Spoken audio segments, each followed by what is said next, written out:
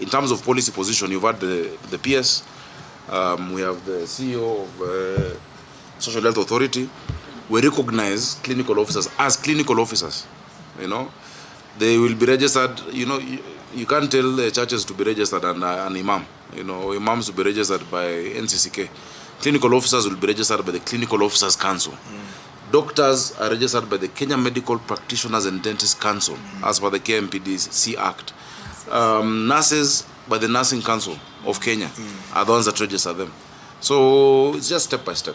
Social Health Authority shall empanel and contract facilities and practitioners pursuant to Section 33(2) as read with Section 31(3) of the Social Health Insurance Act and regulations, meaning that clinical officers will be directly empaneled through the registered regulatory body and not through any other regulatory body.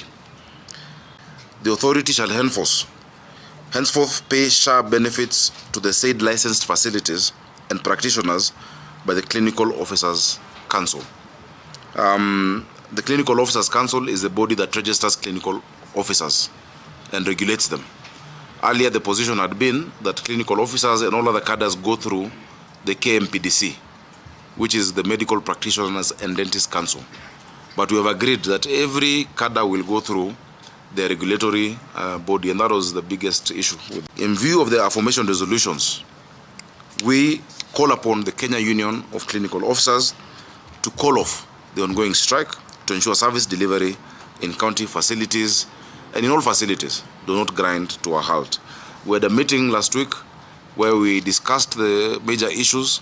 We have set a technical committee between the COG and the clinical officers, the council, and we gave them 21 days to actually go over, you know, the issues and to have a draft CBA that then will be cascaded to the counties, so that we can adopt them as governors and as you know, different employers across the country. We had agreed on the Social Health Authority, but there was a little miscommunication.